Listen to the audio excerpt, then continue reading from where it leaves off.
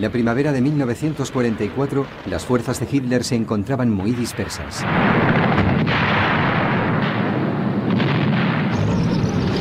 Todas las unidades del Frente Oriental requerían desesperadamente refuerzos.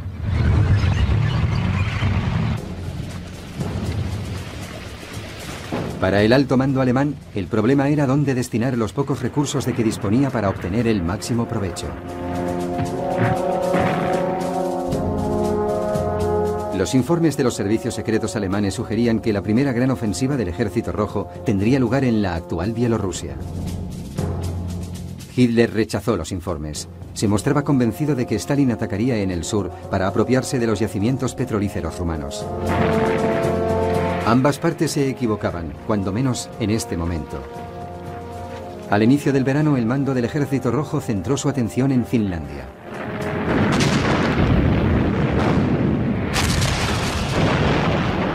Las tropas rusas atacaron a través del istmo de Karelia.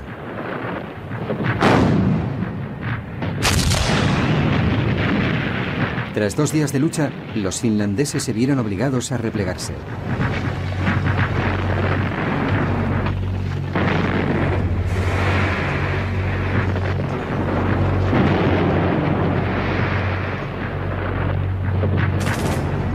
Lentamente, durante el mes siguiente, el Ejército Rojo avanzó hacia el norte de Finlandia.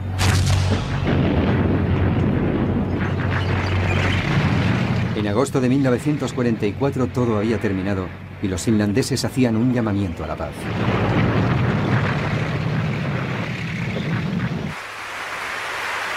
Stalin mostró entonces los primeros signos de un modelo que se repetiría en toda Europa. Confiscó los territorios en el área de la Karelia finlandesa y la región de Petsamo, una zona rica en níquel.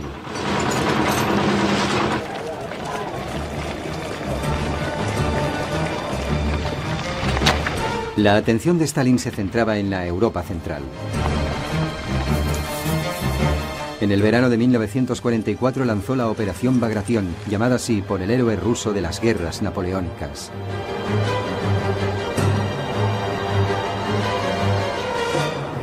A las 5 de la madrugada del 22 de junio, 3 años después de la invasión de la Unión Soviética por parte de Hitler, los cañones del Ejército Rojo lanzaron un feroz bombardeo sobre las fuerzas alemanas en el territorio, ocupando lo que hoy es Bielorrusia.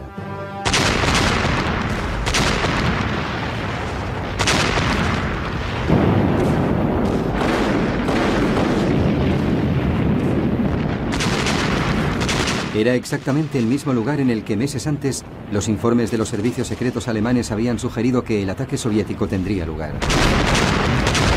Pero Hitler había ignorado los informes y el área estaba insuficientemente defendida. Fue otro de sus errores.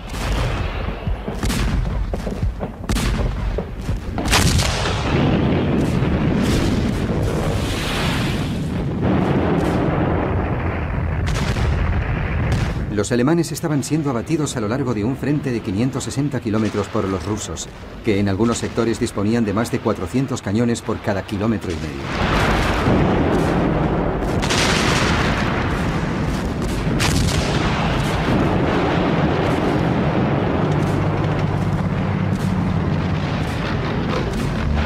Al bombardeo le siguió, como siempre, una avalancha de tanques soviéticos y de infantería que cayó sobre las defensas alemanas.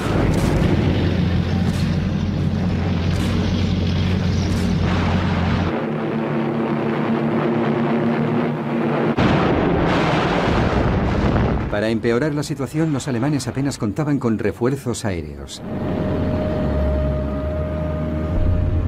Una gran parte de la Luftwaffe seguía ocupada en el frente occidental. Entonces se hizo más que evidente la insensatez de Hitler de llevar adelante una guerra en 2 frentes. De forma que las fuerzas aéreas del Ejército Rojo podían actuar sin apenas encontrar resistencia.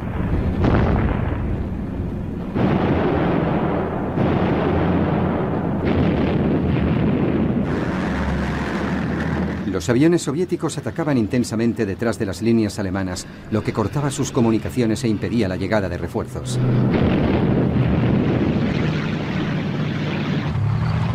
Al día siguiente, los Panzers alemanes habían sido barridos.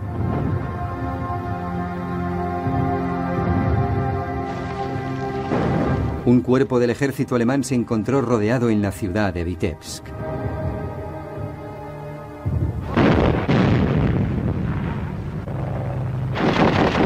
En un principio, y como venía siendo habitual, Hitler se negó a permitir que se replegaran. Cuando al día siguiente transigió, ya era demasiado tarde para la mayoría de los soldados. 4 días después, Vitebsk cayó. 20.000 soldados del eje murieron y 10.000 fueron hechos prisioneros.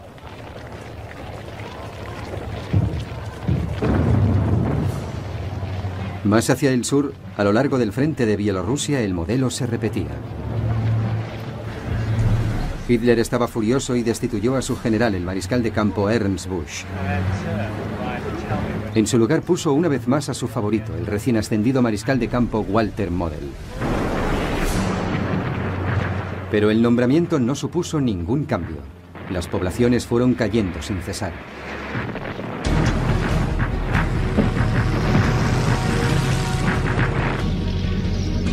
Minsk, la capital regional, era el siguiente objetivo soviético.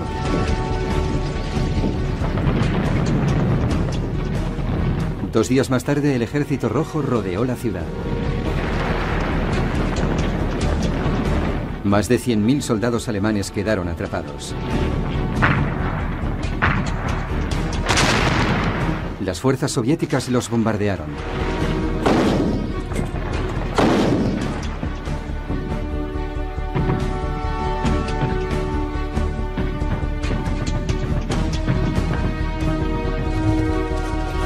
En menos de una semana, los supervivientes alemanes se entregaron.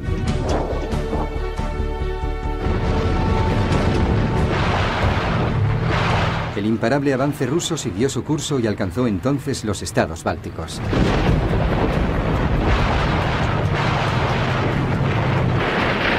Primero cayó Vilnius, la capital de Lituania.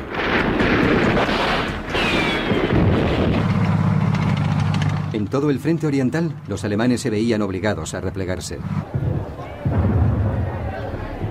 Tras ellos solo quedaban poblaciones y campos arrasados.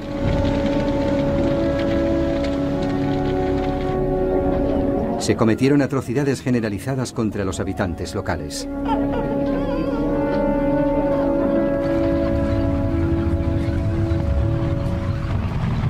El Ejército Rojo no estaba preparado para lo que estaba a punto de descubrir. El 23 de julio de 1944, las fuerzas soviéticas alcanzaron el pequeño pueblo polaco de Majdanek, cerca de Lublin. Allí se encontraron con la primera evidencia de la solución final de Hitler: el campo de exterminio de Majdanek. Se trataba de un campo diseñado para el exterminio de judíos a escala industrial. Cuando se filtraron los primeros informes soviéticos de lo que habían encontrado, los aliados occidentales los desestimaron.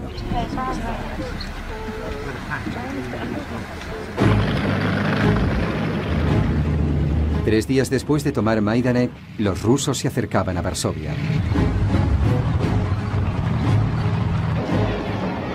Fue allí donde el Ejército Rojo se detuvo. Stalin estaba preparado para hacer lo que Hitler había llevado a cabo anteriormente: apropiarse de territorios, pero no en nombre del Lebensraum o espacio vital alemán, sino en nombre del comunismo.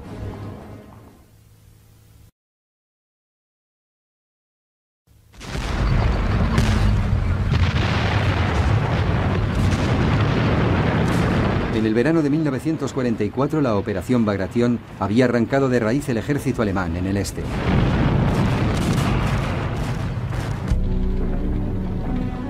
Más de 300.000 soldados del eje habían muerto.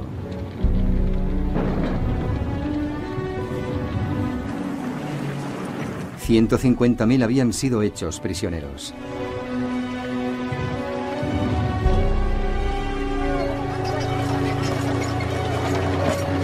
El Ejército Rojo se había detenido a lo largo del río Vístula, al sur de Varsovia.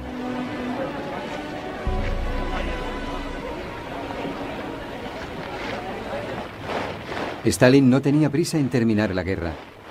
Con Europa en pleno caos, las condiciones eran las ideales para la difusión del comunismo.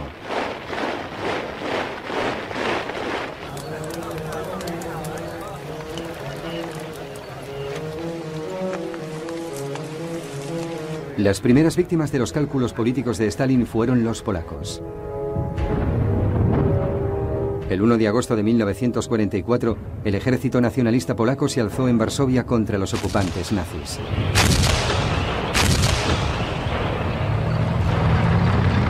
Necesitaba ayuda desesperadamente.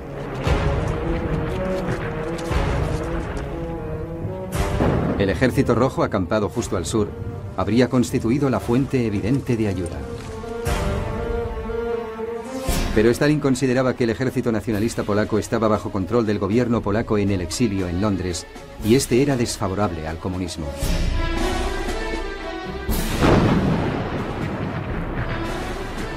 Por tanto, Stalin ignoró la difícil situación de los combatientes polacos de la resistencia. Y fueron aplastados con terrible brutalidad. Los alemanes no serían expulsados de Polonia hasta que interviniera el ejército ruso en enero de 1945.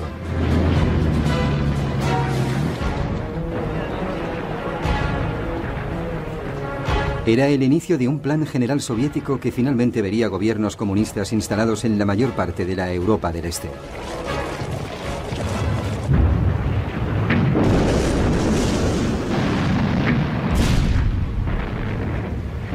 En el norte, contingentes del Ejército Rojo seguían vaciando los estados bálticos de alemanes. Más tarde, estos estados serían incorporados a la Unión Soviética.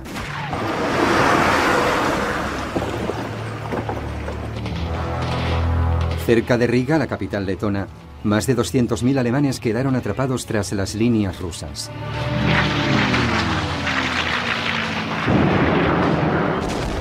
Hitler se negó a aceptar un repliegue, ya que seguía decidido a conservar el máximo territorio posible.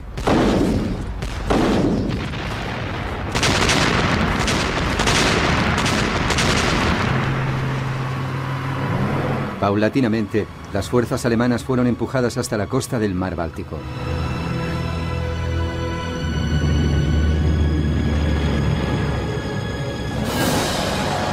A mediados de octubre de 1944, los alemanes fueron arrinconados en la península de Curlandia, al oeste de Riga. Se quedarían aislados allí hasta el final de la guerra, cuando finalmente se entregaron a las fuerzas soviéticas.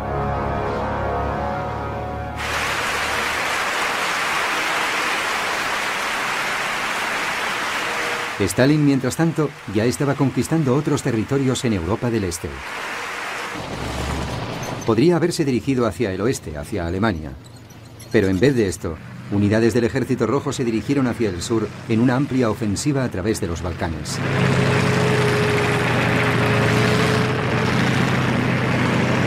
Cerca de 1.500 tanques y 1 millón de hombres penetraban en Rumanía a finales de agosto de 1944. Las fuerzas defensoras del eje contaban con menos de 400 tanques y tan solo 800.000 hombres.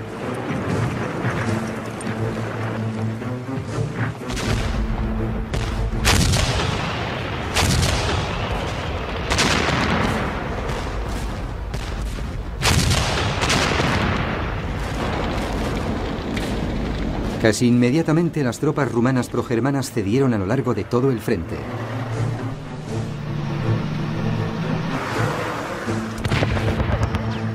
Tres días después, grandes bolsas de tropas alemanas eran rodeadas cerca de Kishinev.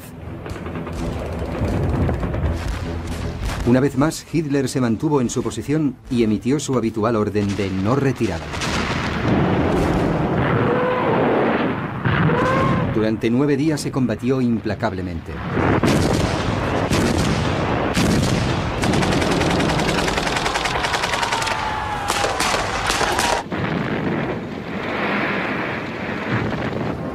Más de 180.000 soldados alemanes murieron o fueron hechos prisioneros.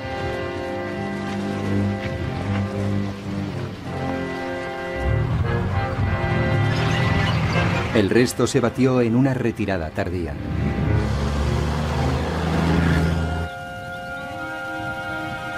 A finales de agosto, el dictador proalemán de Rumanía, el mariscal Ion Antonescu, fue arrestado. Rumanía se rindió.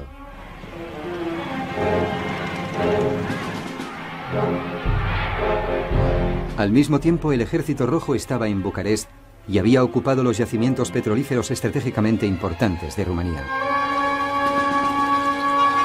Esto supuso para Alemania la pérdida de su principal fuente de abastecimiento de petróleo.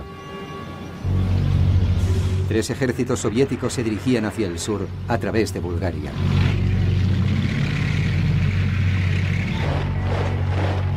Este país había intentado mantenerse neutral, pero también sería rápidamente absorbido por el Imperio Soviético.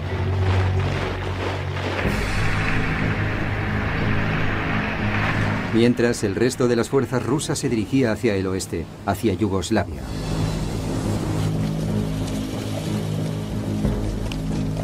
Las tropas alemanas en el frente sur, en Grecia, corrían el riesgo de quedar atrapadas.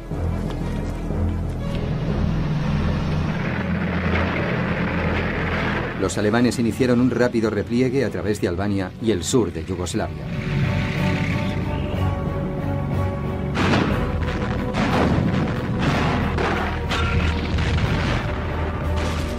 Grupos de partisanos albaneses y yugoslavos los hostigaron durante todo el camino.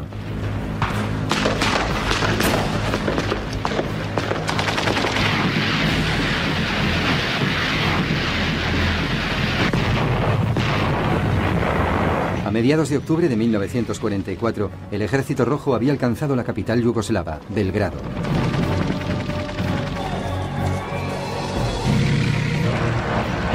Solo entonces empezó a desviarse finalmente hacia el norte y el oeste, dirigiéndose hacia Hungría y Alemania.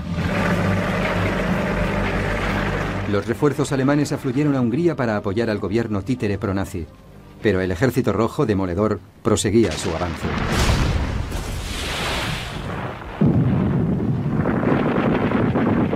Ocho semanas más tarde, sitiaba Budapest.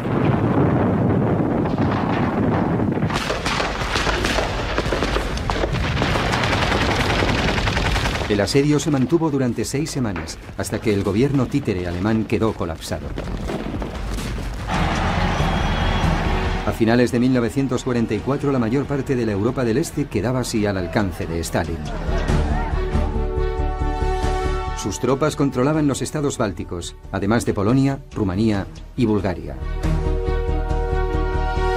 Fuerzas prosoviéticas gobernaban en Yugoslavia y Albania. Hungría y Checoslovaquia estaban en su punto de mira.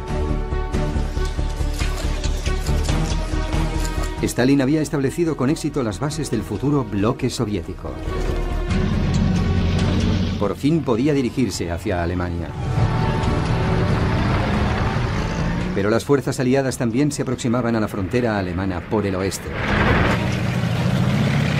Se iniciaba la carrera para ser el primero en llegar a Berlín.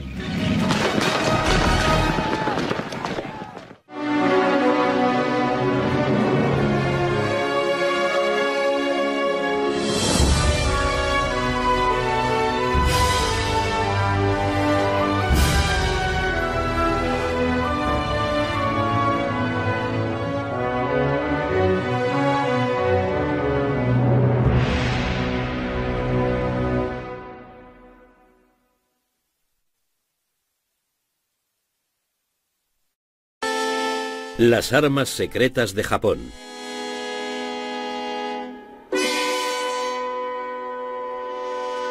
Durante la Segunda Guerra Mundial, los cielos albergaban muchos peligros.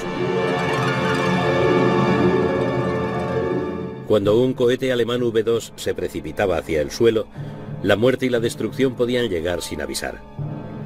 El Oka, flor de cerezo, era un misil japonés impulsado por un cohete y guiado a mano hasta su blanco. Los aviones suicidas japoneses, los kamikaze, fueron una de las armas más terroríficas de la Guerra del Pacífico. Pero existía otra arma japonesa que constituía una amenaza para el continente americano. Globos cargados de bombas, impulsados por la corriente a través del Pacífico para llevar su carga mortífera desde Alaska a México. Estos globos bomba fueron quizás el artefacto secreto más extraño de la Segunda Guerra Mundial. En la mañana del 18 de abril de 1942, casi 6 meses después del comienzo de la guerra en el Pacífico, una fuerza especial norteamericana navegaba hacia Japón. Con un mar muy picado, despegaron del portaaviones Hornet 16 bombarderos B-25 del Ejército del Aire de Estados Unidos. Su objetivo principal era Tokio. Los bombarderos norteamericanos causaron escasos daños en la capital japonesa, pero el efecto psicológico de la incursión fue enorme. Uno de sus resultados indirectos fue la aceleración de los planes de una de las más insólitas campañas de la guerra, la primera ofensiva transoceánica de globos automáticos de la historia. Los norteamericanos habían demostrado que las islas japonesas eran vulnerables a los ataques a gran distancia. Los japoneses decidieron efectuar una ofensiva de represalia a mayor distancia aún.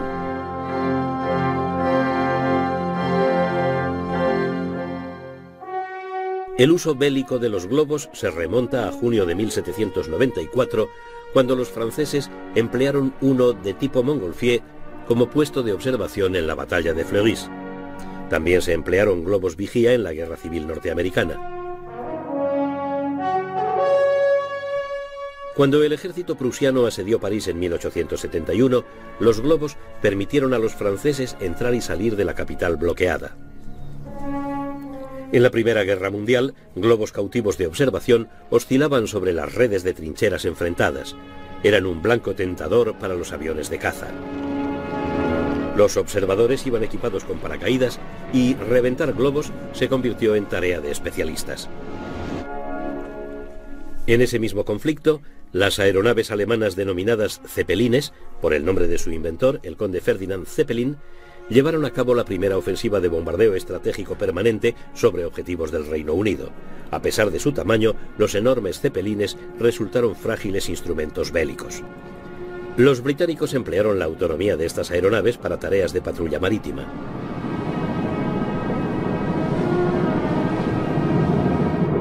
En la posguerra, los aeroplanos reemplazaron a estas naves como arma de largo alcance.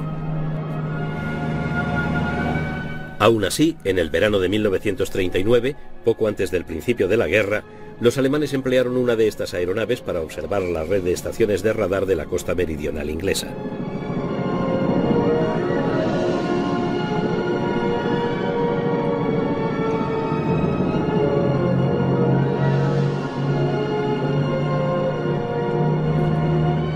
En 1943, en plena guerra, los norteamericanos empleaban con éxito estas naves para patrullar sobre sus vitales convoyes del Atlántico.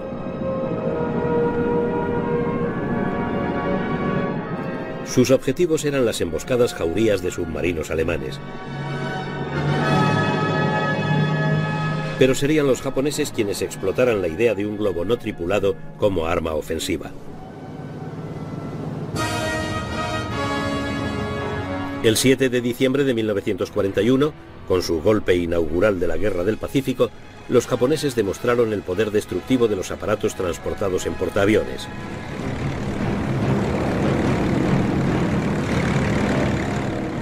Al cabo de un viaje de 2.500 millas desde aguas territoriales japonesas, los portaaviones de la flota imperial enviaron a sus bombarderos de superficie y torpederos y a sus cazas de escolta hacia Pearl Harbor, la base hawaiana de la flota del Pacífico norteamericana a 375 kilómetros. Los japoneses lograron una sorpresa total. 7 acorazados norteamericanos resultaron hundidos o averiados.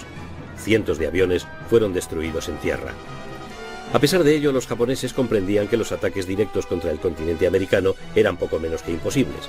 Pearl Harbor se encontraba en mitad de la inmensidad del Pacífico. La tiranía de la distancia colocaba a Norteamérica más allá del alcance de los bombarderos japoneses. Los estragos de la guerra, que se habían abatido sobre las ciudades europeas y que pronto caerían sobre las del lejano oriente, no llegaron hasta las grandes ciudades norteamericanas. En los 8 meses de la batalla de Inglaterra, el bombardeo de Londres y otras ciudades y puertos causó la muerte de 40.000 civiles y la destrucción de más de 1 millón de viviendas.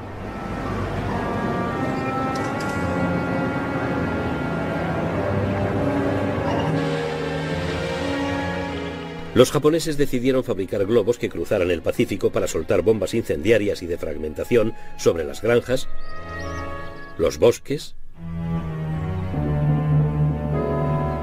y las ciudades. Pensaron que ello provocaría un efecto devastador sobre un público estremecido por Pearl Harbor y acostumbrado a creerse invulnerable a todo ataque enemigo. En los primeros 6 meses de la guerra, los japoneses se habían hecho con un imperio en el lejano oriente y en el Pacífico que dejaba en mantillas las conquistas del propio Hitler. Creyeron que su extensión disuadiría a los americanos de iniciar una campaña de reconquista.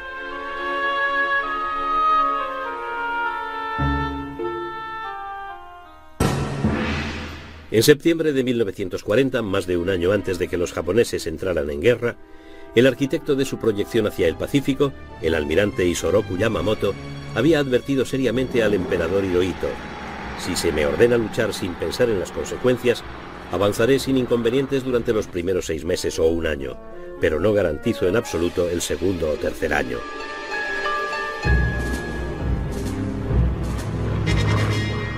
Yamamoto tenía razón. El almirante conocía bien los Estados Unidos. La consecuencia del ataque a Pearl Harbor fue el despertar del gigantesco poder económico norteamericano.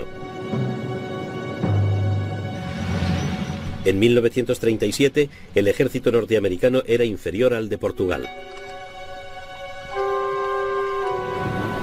Pero en 1944, los Estados Unidos producían casi el 50% del armamento mundial. La entrada en guerra había desatado un potencial aparentemente ilimitado. Las armas que los Estados Unidos suministraban a sus aliados podían haber equipado a 2000 divisiones. Yamamoto sabía que los japoneses no podían sostener una guerra a ese nivel.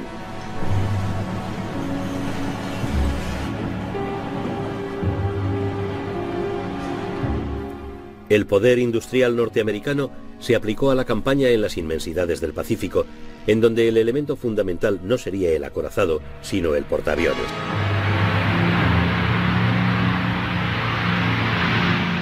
En 1943, la Fuerza Aérea Norteamericana de primera línea del Pacífico había alcanzado a la japonesa. Un año después, era 3 veces mayor.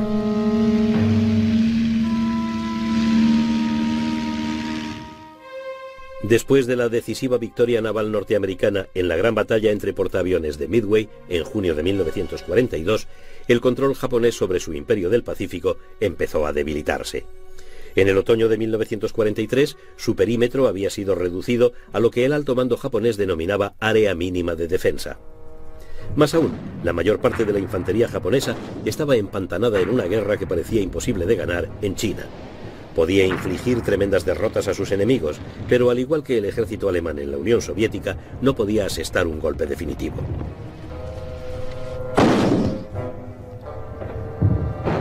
Los problemas del tiempo y la distancia acuciaban a los japoneses. Al reducirse su perímetro defensivo, la gran base japonesa de suministros de Rabaul, en Nueva Bretaña, fue aislada por el avance norteamericano. Los bombarderos americanos atacaron Rabaul.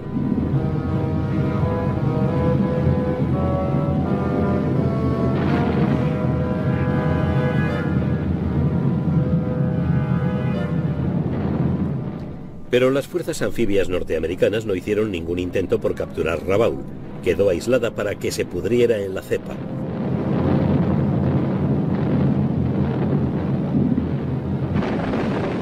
En noviembre de 1943, los americanos habían desembarcado en Tarawa, una isla del archipiélago de las Marshall, en el Pacífico Central, 1000 millas al nordeste de Rabaul y en el límite extremo del perímetro defensivo japonés. En la dura batalla por Tarawa, los norteamericanos recibieron unas lecciones vitales para la campaña anfibia que les esperaba. Uno de los objetivos clave de los norteamericanos era el conjunto de las Marianas, un trampolín para ataques aéreos sobre las islas japonesas. En el otoño de 1943, la flota americana del Pacífico había sufrido una transformación completa.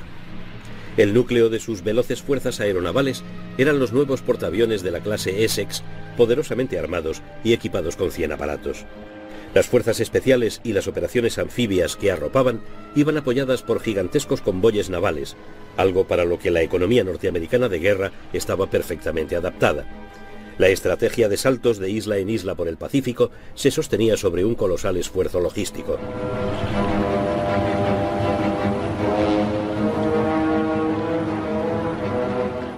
Gran parte de ese esfuerzo consistía en la captura y construcción de pistas de aterrizaje.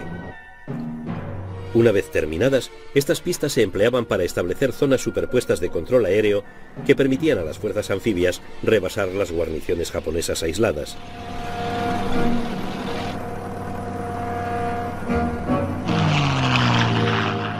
Poder aéreo y naval eran complementarios en el Pacífico.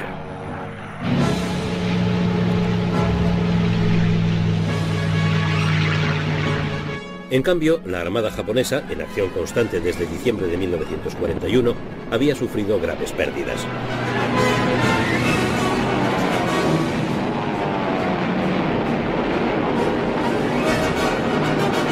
Sus portaaviones y sus mejores tripulaciones aéreas se habían consumido en esa guerra de desgaste.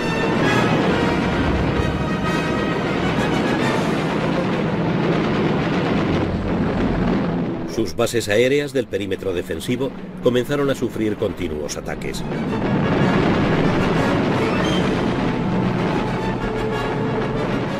Los aviones y submarinos americanos echaban a pique la flota mercante japonesa a ritmo acelerado.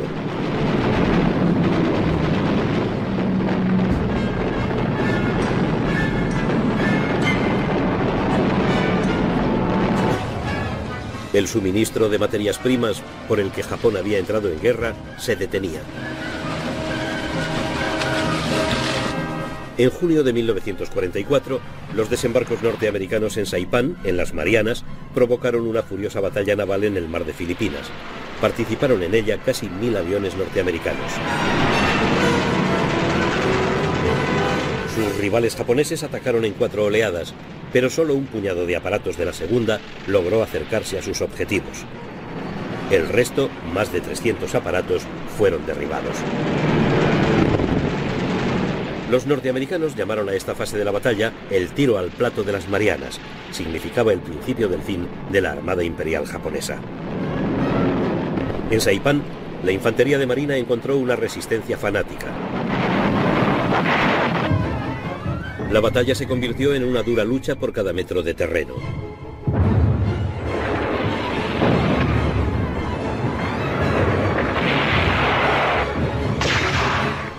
Los 32.000 hombres de la guarnición japonesa fueron prácticamente aniquilados. La población civil de la isla prefirió suicidarse colectivamente antes que someterse a los norteamericanos. Fue este momento crítico de la guerra el elegido por los japoneses para lanzar su primer ataque con globos contra la costa oeste norteamericana. Se soltaron 200, aunque ninguno de ellos alcanzó su objetivo. Los japoneses volvieron a sus mesas de diseño con mayor apremio. En octubre de 1944 desarrollaron una versión mejorada de 10 metros de diámetro y pensados para volar a 10.000 metros. Con la derrota cerniéndose sobre ellos, los japoneses se apresuraron a soltar una segunda ola de globos contra Norteamérica. Pero no estuvieron listos para lanzar esta segunda ola a través del océano hasta finales de octubre de 1944.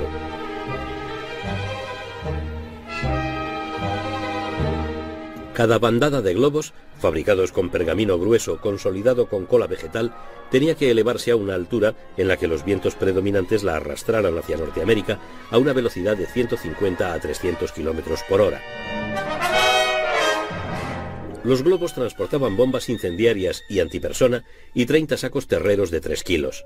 Siempre que el globo descendía por debajo de los 9.000 metros, el barómetro actuaba sobre un interruptor que los dejaba caer.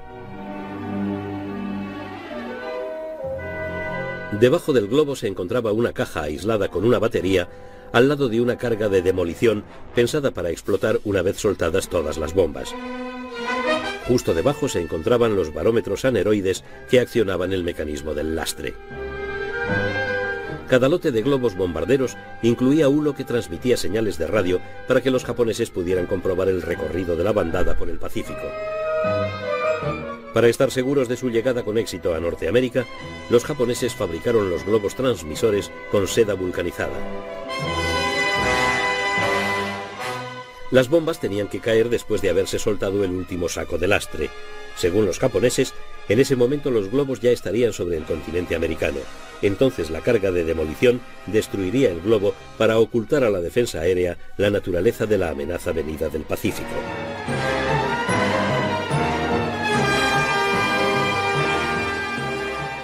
Las bombas incendiarias eran una amenaza real, al menos en teoría, para los bosques de la costa norteamericana.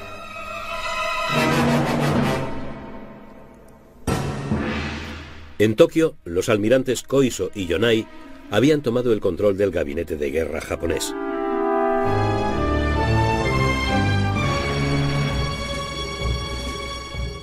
Se adoptaron medidas drásticas en el frente metropolitano. Se puso a los niños a trabajar en las industrias de guerra. Los estudiantes fueron alistados en las Fuerzas Armadas.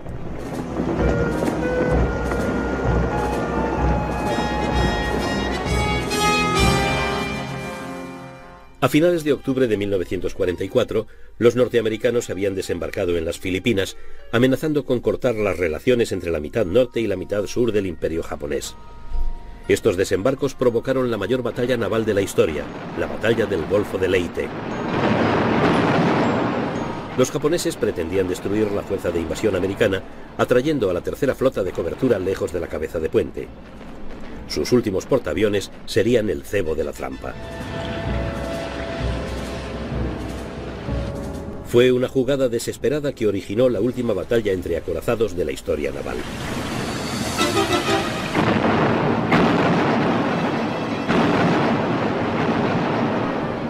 En esta batalla se perdieron casi 300 buques de guerra. El comandante de la tercera flota, almirante Halsey, fue rechazado por la escuadra señuelo japonesa, pero la intervención de la séptima flota, mandada por el almirante Kinkaid, salvó la situación. Mientras los aviones de Halsey atacaban a los portaaviones japoneses, Kinkaid se enfrentaba a los acorazados enemigos. Los bombarderos en picado y los aviones torpederos norteamericanos destruyeron los últimos vestigios de la potencia aeronaval japonesa. 4 portaaviones y 3 acorazados japoneses se fueron a pique. Halsey fue quien rió el último.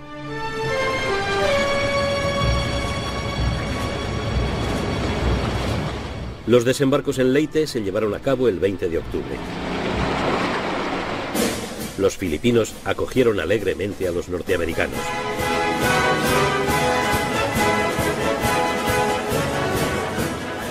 Y el general MacArthur no se perdió la posibilidad de vadear hasta la orilla para cumplir su promesa de marzo de 1942 cuando afirmó: «Regresaré».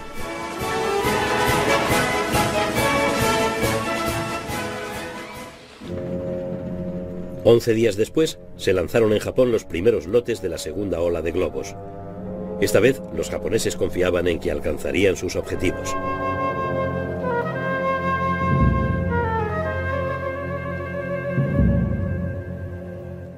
Habían calculado que el trayecto hasta la costa norteamericana duraría 4 días.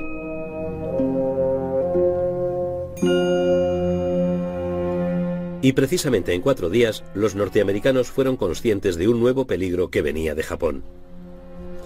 La inteligencia militar norteamericana fue alertada de que algo extraño ocurría en el Pacífico. El 4 de noviembre, una patrulla naval divisó algo que parecía un montón de tela hecha jirones flotando en la superficie del mar. Un marinero trató de subir el tejido a bordo, pero involuntariamente mandó a pique la carga útil. La funda rescatada llevaba símbolos japoneses. Se dio la alerta y se avisó al FBI. Se ordenó a los guardabosques que informaran sobre cualquier aterrizaje de globos o sobre cualquier fragmento de globo o de carga que se recuperase. También se alertó al servicio de guardacostas. Aunque la verdadera naturaleza de la amenaza seguía sin estar clara. 2 semanas más tarde se encontraron fragmentos de un globo en Montana. Se pescó otra funda en el mar. La Armada y los guardacostas continuaron observando los cielos.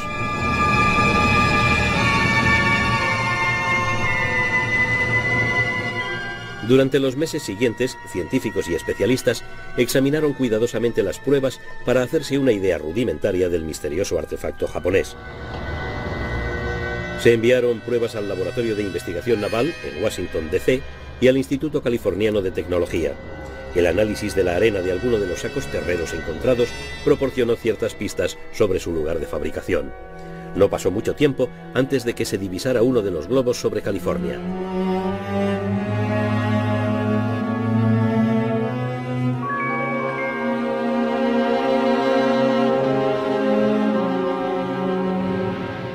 Los cazas del Ejército del Aire despegaron para interceptar al intruso.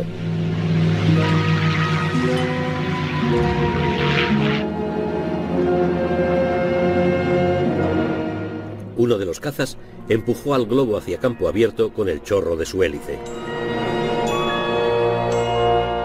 Finalmente se le convenció para que aterrizara. El sistema de destrucción automática no funcionó y el mecanismo entero se recogió intacto.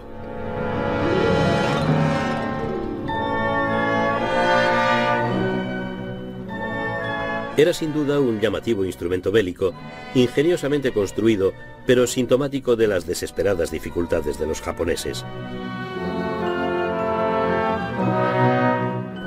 La funda resultó especialmente intrigante. El grueso pergamino con el que había sido fabricada tenía un aspecto muy primitivo, pero había resultado sorprendentemente eficaz y resistente. En cambio, casi ninguno de los más perfeccionados globos transmisores de seda vulcanizada logró alcanzar la costa norteamericana. En la punta de la funda se encontraba una válvula de escape en forma de disco sencillo, de acero, y cerrada con una junta de goma. Era el elemento vital del globo, el que le permitía mantener la altitud a través del Pacífico y soltar la carga en Norteamérica. Los norteamericanos se preocuparon particularmente con las cargas incendiarias del globo.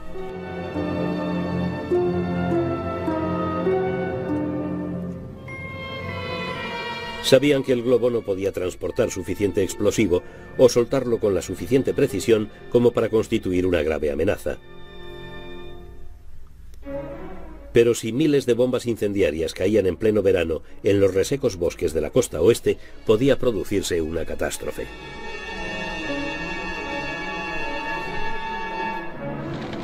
Estos gigantescos incendios provocados no ganarían la guerra para los japoneses, pero podrían causar un desastre económico y medioambiental.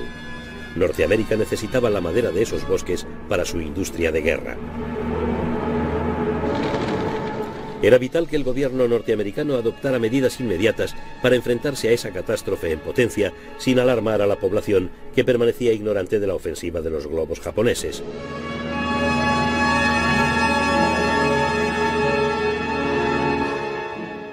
La amenaza se tomó muy en serio y al más alto nivel.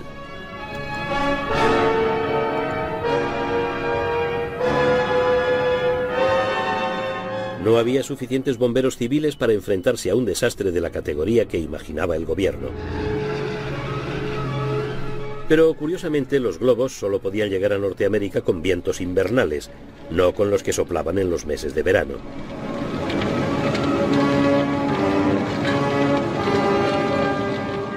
Sin pensar en ello, el gobierno destacó unidades del ejército, muchas de ellas de paracaidistas, para reforzar las brigadas antiincendio. Pero los globos planteaban una amenaza aún más siniestra. Los estrategas militares americanos empezaron a temer muy en serio que fueran equipados no con bombas convencionales, sino con agentes químicos o bacteriológicos. Estos temores no se basaban en una ilusión, sino en los más sórdidos hechos. En la Primera Guerra Mundial, las bombas de gas fueron un terrorífico componente de la vida en las trincheras. El gas provocó al menos 1 millón de bajas.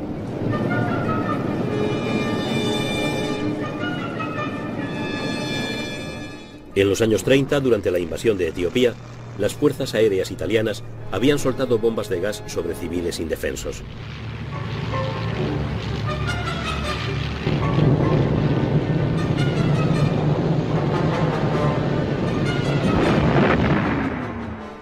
A medida que se aproximaba la Segunda Guerra Mundial, el miedo al gas invadió las mentes de civiles y militares. Los entrenamientos para enfrentarse a la amenaza fueron generalizados y concienzudos.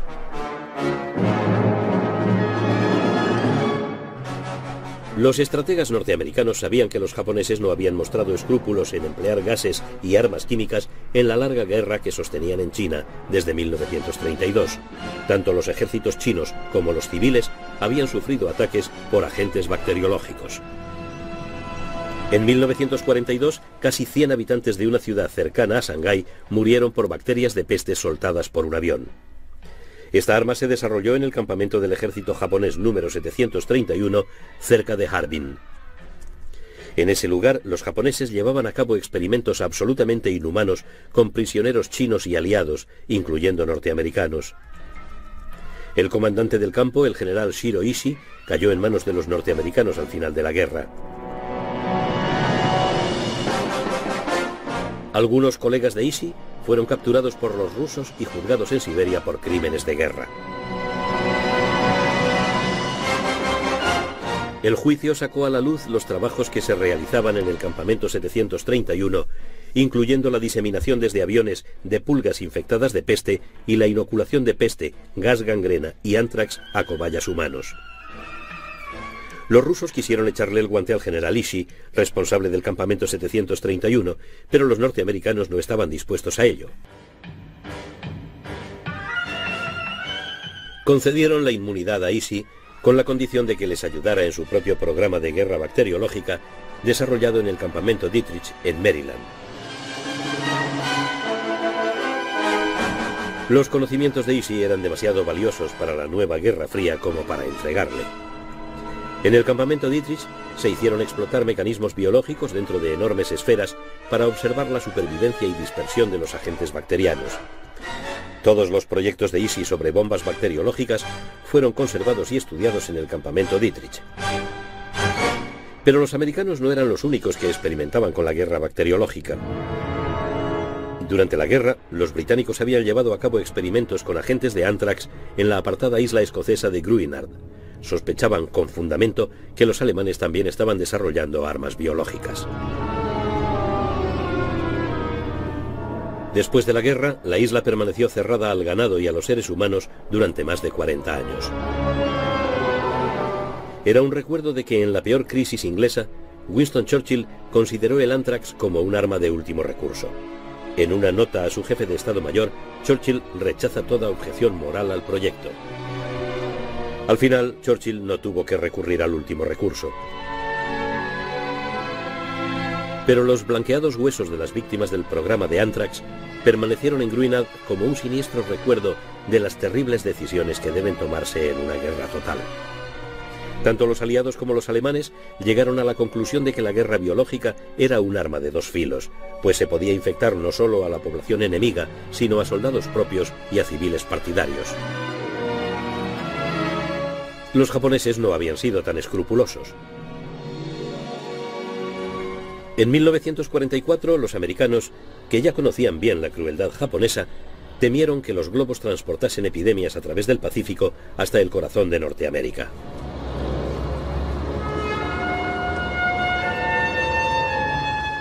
Se organizó un programa urgente para entrenar equipos de descontaminación.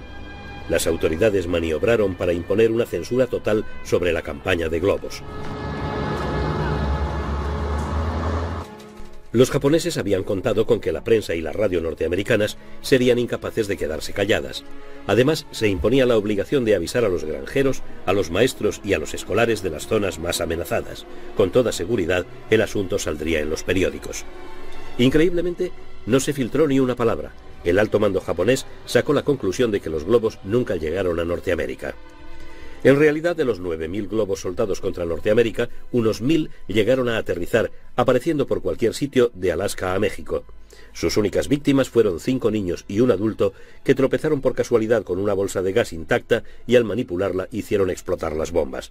La campaña de globos fue cancelada en abril de 1945. Un mes antes, las superfortalezas aéreas B-29 habían empezado a despegar desde las gigantescas bases norteamericanas de las Marianas hacia las vulnerables ciudades del territorio japonés. Era el último asalto en la guerra de cifras que Japón tenía que perder. No todo les salía bien a los bombarderos. Las mismas corrientes que habían impulsado a los globos a 10.000 metros los zarandearon como hojas en una tormenta.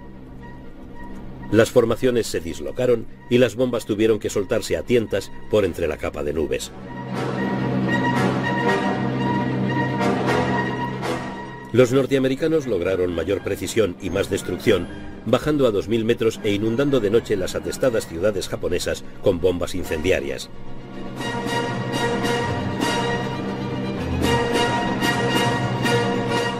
Esos bombardeos de fuego llevaban a Japón a la derrota. Los servicios de emergencia estaban desbordados, los cazas de defensa destrozados. Solo el 13 de abril, los B-29 destruyeron más de 28 kilómetros cuadrados de Tokio con más de 2.000 toneladas de bombas incendiarias.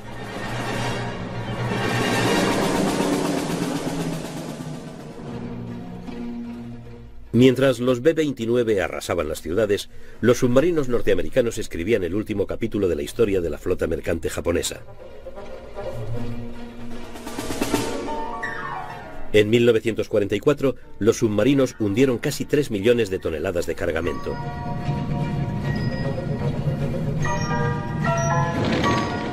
A finales de año habían echado a pique tantos barcos japoneses que tenían que recorrer los mares para encontrar una presa, normalmente pequeños barcos de cabotaje. El suministro japonés de alimentos y materias primas había sido estrangulado. Los que permanecían en las ciudades arrasadas por los bombardeos se veían reducidos a un ayuno casi mortal. Hurgaban entre los escombros buscando hierbas para sustentarse.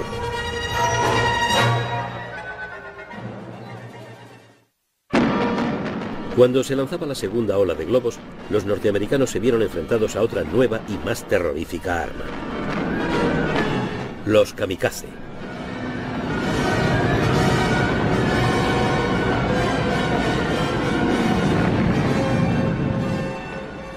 Los globos eran proyectiles no pilotados.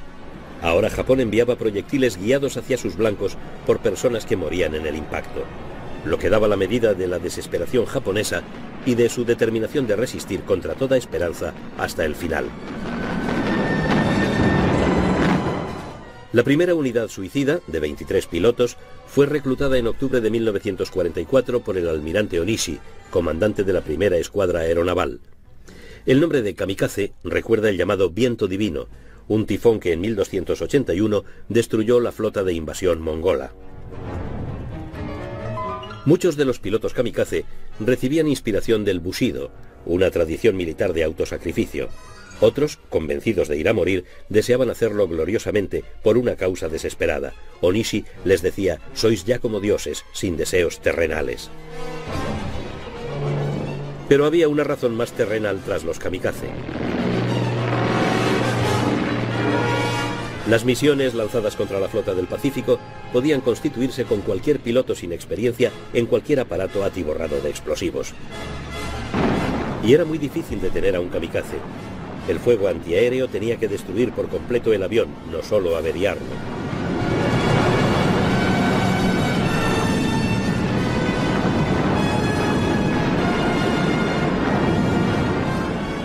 El frenesí de un ataque kamikaze era un espectáculo al mismo tiempo terrible e hipnótico, pues los aparatos suicidas tenían que cruzar la cortina de fuego levantada por los navíos norteamericanos.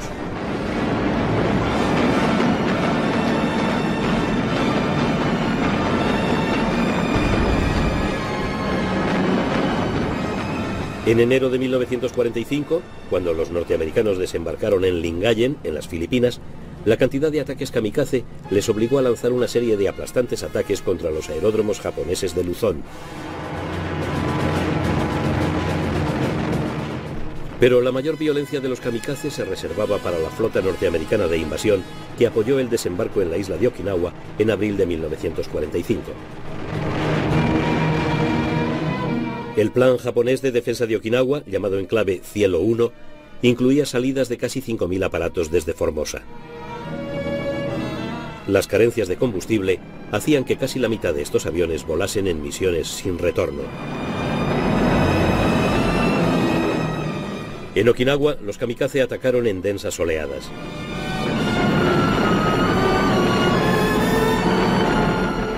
El portaaviones Wasp fue alcanzado de lleno por un kamikaze y su cubierta de madera se incendió al momento. Solo lo salvaron las brigadas antiincendios con una técnica que los norteamericanos ya dominaban a la perfección. En Okinawa, a cambio del sacrificio de casi 1000 kamikazes, los japoneses hundieron 32 buques norteamericanos, averiaron una docena más y mataron a 5000 marineros. Pero los kamikazes no pudieron evitar los desembarcos norteamericanos. El sacrificio había sido en vano.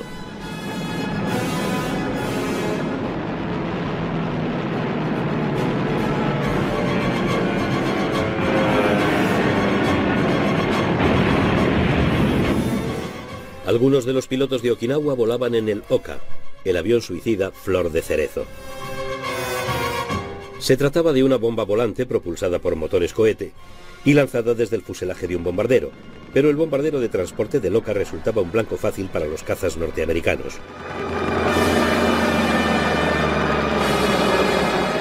Muchos fueron derribados antes de poder enviar a los pilotos de los Flor de Cerezo a su mortal trayecto.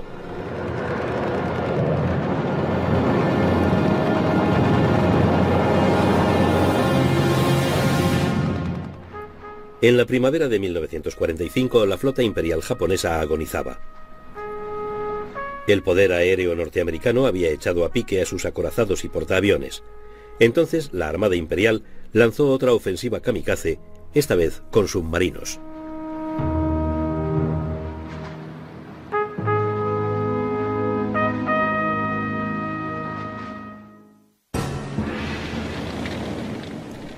Los submarinos de bolsillo japoneses habían tenido un papel menor en Pearl Harbor en 1941. Los norteamericanos recuperaron 2 de ellos tras el ataque. Casi 3 años después, estos submarinos tuvieron descendientes menos convencionales. A finales de 1944, la Armada japonesa había desarrollado su propio submarino suicida, el Kaiten o Conmoción Celeste, una versión pilotada por un solo hombre del torpedo Long Lance tipo 23, arma que había causado estragos entre los barcos aliados al principio de la guerra.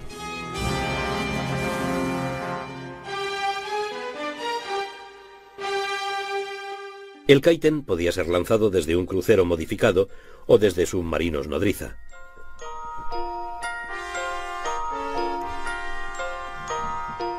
Los Kaiten eran armas siniestras y las que han sobrevivido aún ejercen un poderoso influjo en los hombres entrenados para manejarlos.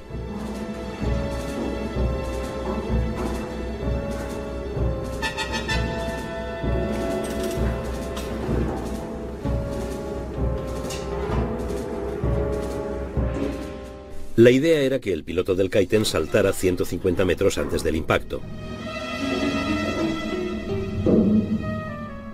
Pero una vez incrustado en su exiguo interior y con la escotilla cerrada por encima de su cabeza, el piloto sabía muy bien que no le sería fácil volver a casa.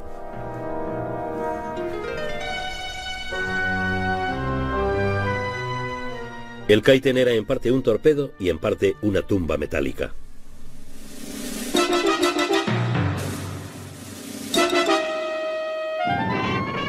No escaseaban voluntarios para las misiones de los Kaiten. Muchos de ellos eran aprendices de aviadores para quienes no había aviones.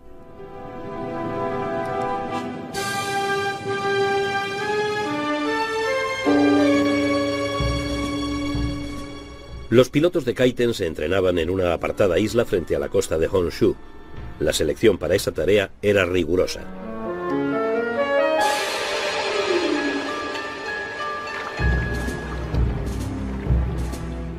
Los pilotos de Kaiten, al igual que los kamikaze, llevaban la cinta blanca llamada hachimaki, inspirada en el tocado de los antiguos samuráis.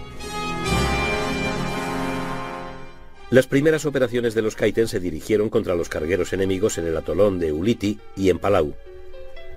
El 20 de noviembre de 1944, en Ulithi, un Kaiten alcanzó y hundió el petrolero Mississauga. Pero los informes japoneses de las primeras incursiones de Kaiten exageraban sus resultados, pregonando que habían hundido acorazados y portaaviones, cuando en realidad eran ellos quienes sufrían las mayores bajas. A finales de febrero de 1945, el alto mando japonés llegó a la conclusión de que las operaciones de los Kaiten contra fondeaderos bien defendidos solo provocaban la destrucción de los submarinos nodriza. A regañadientes, decidieron atacar la línea marítima de suministro de las tropas norteamericanas de Iwo Jima. Estas operaciones también fracasaron. Los submarinos nodriza fueron detectados por las patrullas aéreas y los grupos de superficie. La última gran operación de los Kaiten, en julio de 1944, fue también su mayor éxito. El destructor norteamericano Underhill voló por los aires al chocar con un Kaiten lanzado desde un submarino I-53. La última víctima de los Kaiten, una barcaza de desembarco, se hundió el 15 de agosto de 1945, día de la rendición de Japón. Las operaciones de los Kaiten le habían costado a la Armada japonesa 8 submarinos y 900 oficiales y marineros a cambio de escasos resultados. Los pilotos de Kaiten sobrantes quedaron contemplando su propia vida ante la derrota del país por el que se habían comprometido a entregarla. Había sido un sacrificio terrible e inútil.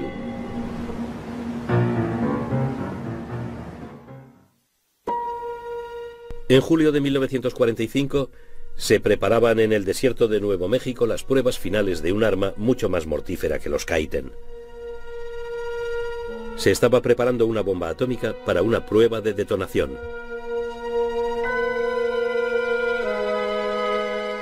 Los aliados habían descubierto los restos del programa atómico alemán y llegaron a la conclusión de que llevaban varios años de retraso respecto al proyecto Manhattan. Los alemanes nunca estuvieron a punto de fabricar una bomba atómica. Pero las ruinas de Alemania dieron un nuevo giro a la cuestión atómica. Alemania había sido derrotada, pero ¿habían transmitido los alemanes sus conocimientos atómicos a sus aliados japoneses?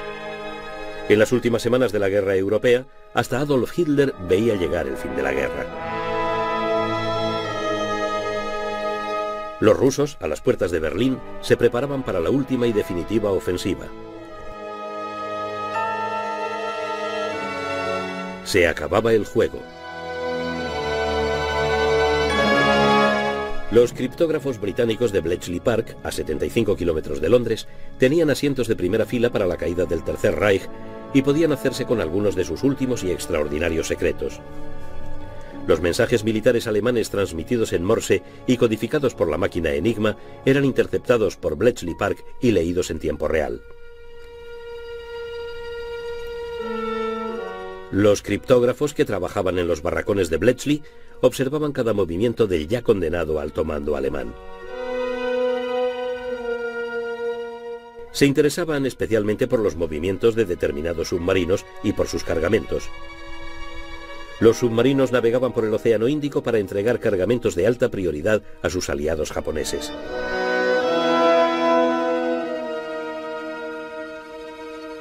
Aparte de las municiones y la maquinaria, había envíos más siniestros. Los alemanes entregaban los frutos de su investigación científica de guerra. No solo en cuestiones como el radar, sino también en guerra bacteriológica.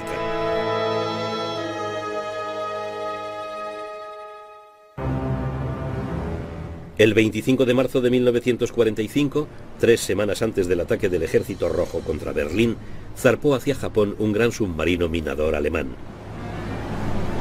A bordo iban varios oficiales japoneses. En sus depósitos para minas transportaba unas pesadas cajas de plomo con material radiactivo producido por el programa atómico alemán. Más tarde, un tripulante declaró que en las etiquetas de los contenedores podía leerse U-235. El uranio 235 es un elemento imprescindible para desencadenar una reacción atómica en cadena. La guerra terminó antes de que el submarino llegara a su destino. Su capitán se rindió a un destructor aliado y fue escoltado hasta Norteamérica.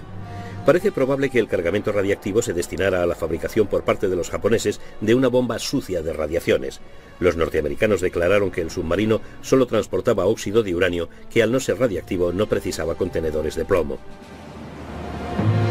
El objetivo de la bomba sucia, transportada por un avión lanzado desde la catapulta de un submarino especial, hubiera sido una ciudad de la costa oeste norteamericana. De haber tenido éxito, esa incursión hubiera eclipsado a la desafortunada ofensiva de los globos. Pero serían los norteamericanos quienes soltarían las primeras bombas atómicas sobre Hiroshima y Nagasaki en agosto de 1945. Estos bombardeos provocaron el final de la guerra en el lejano Oriente y en el Pacífico. Ambas incursiones mataron a 105.000 personas. Durante los años siguientes, miles de personas más murieron por enfermedades relacionadas con la radiación.